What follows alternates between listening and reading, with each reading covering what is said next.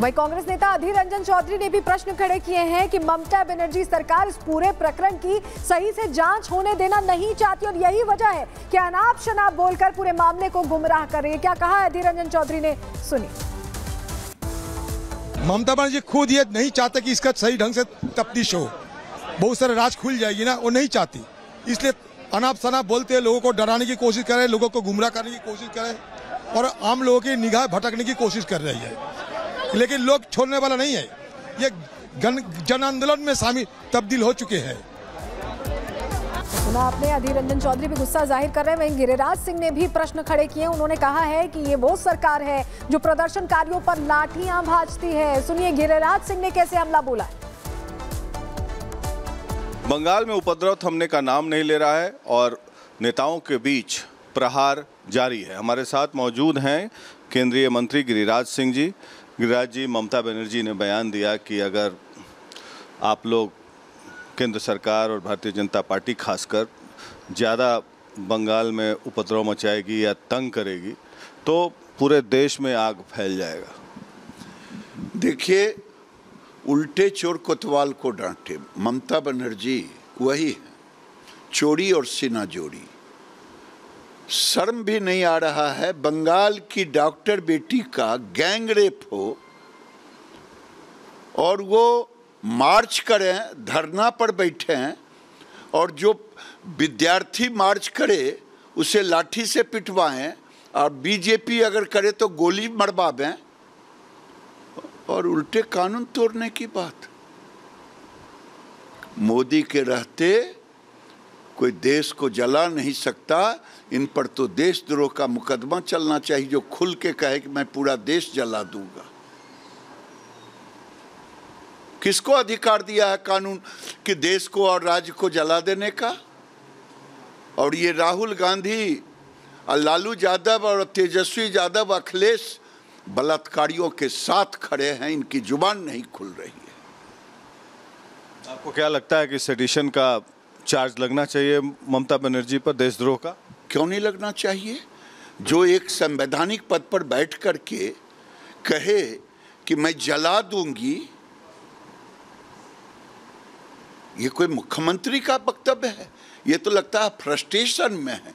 बंगाल की जनता इनसे पूछ रही है।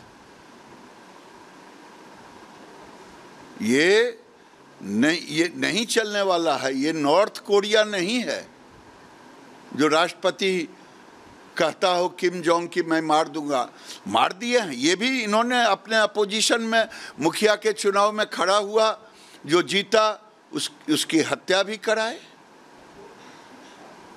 वो कह रही हैं कि हम तो जांच करा ही रहे हैं, कार्रवाई कर रहे हैं, फिर भी बीजेपी पॉलिटिकल माइलेज लेने के लिए अननेसेसरी यहाँ पर दबाव की राजनीति कर रही है। पॉलिटिकल माइलेज है। संजय राय कौन था? इनका कार्यकर्ता था। ऐसे हजारों कार्यकर्ताओं को विभिन्न विभाग में, ये भी एक स्कैंडल है, सरकारी पैसे से कार्यकर्ता के रूप में गुंडागर्दी करवाना। संजय राय भी उसी में था। राज खुलने के डर से सारे जितने भी सबूत थे 4 दिन में मिटाने का काम किया। गिरिराज जी, तमाम विरोध के बावजूद लगातार 3 बार से, लेकिन 2/3 मेजॉरिटी से वो जीत रही। 2/3 मेजॉरिटी से जीतने वाला को कहाँ अधिकार मिला है कि बेटी को गैंग रेप करवाए और उसको संरक्षण दे? और बीजेपी सांसद कंगना रनौत पर सिमरनजीत सिंह ने विवादित बयान दिया है।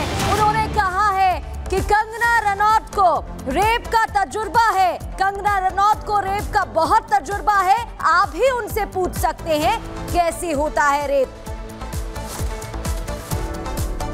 कंगना रनौत जो सांसद हैं, उनका बयान आया, किसान आंदोलन में रेप और मर्डर हुए। अगर बीजेपी की सरकार ना होती तो पंजाब का वो हाल होता जो बांग्लादेश का हुआ है। मैं कहना तो नहीं चाहता, रनौत साहब को रेप का तो बहुत तजर्बा है, उनसे आगे पूछ सकते हैं कि कैसे होता है रेप, तो लोगों को समझाया जाए। कि रेप कैसे होता है। उनको कैसे तजुर्बा है? तजर्बा जैसे होता है, आप अगर साइकिल चलाते हैं तो साइकिल चलाने का तजर्बा नहीं होता, तो उनको रेप का तजर्बा है। कंगना रनावत की बात कर रहे हैं? हाँ जी, कंगना रनावत।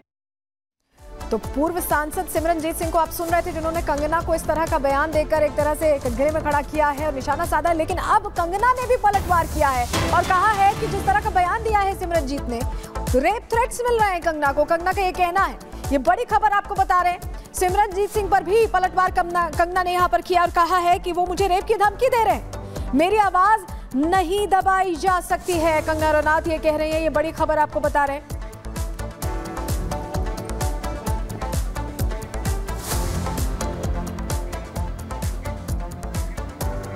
और सीएम योगी आज कानपुर में थे, जहां उन्होंने सपा पर निशाना साधा, अखिलेश यादव के शासनकाल पर निशाना साधा।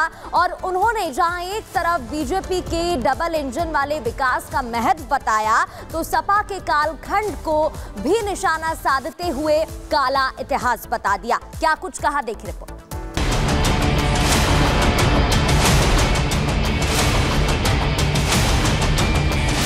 इनके एक नेता ने सदन में कहा कि सद्भावना ट्रेन चलानी चाहिए। हमने कहा सद्भावना ट्रेन इनके लिए नहीं, इनके लिए बुलेट ट्रेन चलेगी, बुलेट ट्रेन।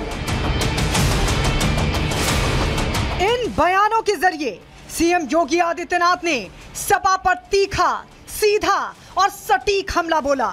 योगी ने बता दिया, सपा का शासन मतलब जंगल राज और सपा नेताओं की सोच में अपराध रचा बसा हुआ है।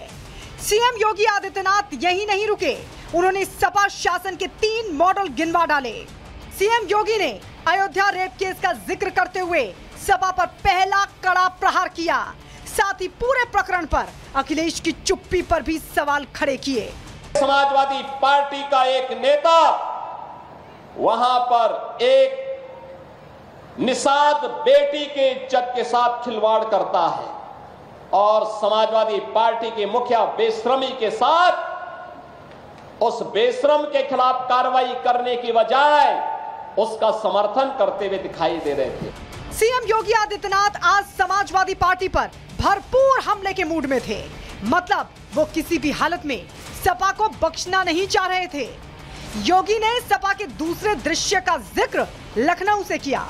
दूसरा दृश्य लखनऊ में देखा, एक बेटी अपने पिता के साथ मोटरसाइकिल से चल रही है, अचानक बरसात होती है, पानी भरता है और इनके गुंडे सड़क पर किस तरीके से उस बेटी को गिराने का कार्य करते हैं। और तभी मैंने कहा था, जब इनके एक नेता ने सदन में कहा कि सद्भावना ट्रेन चलानी चाहिए, हमने कहा सद्भावना ट्रेन इनके लिए नहीं, इनके लिए बुलेट ट्रेन चलेगी, बुलेट ट्रेन।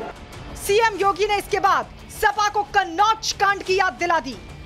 सपा पर बेहद तीखा हमला बोलते हुए योगी ने नवाब सिंह को सपा का ब्रांड घोषित कर दिया। कहा, सपा का इतिहास काले कारनामे से पटा है, इतिहास खुद को दोहराता है। इनका तीसरा मॉडल देखना है तो कन्नौज में देखिए, ये नवाब ब्रांड कांग्रेस इसी समाजवादी पार्टी की पहचान है। कैसे बेटियों की इज्जत के साथ, बड़ी बेशर्मी के साथ ये लोग खिलवाड़ करते हैं।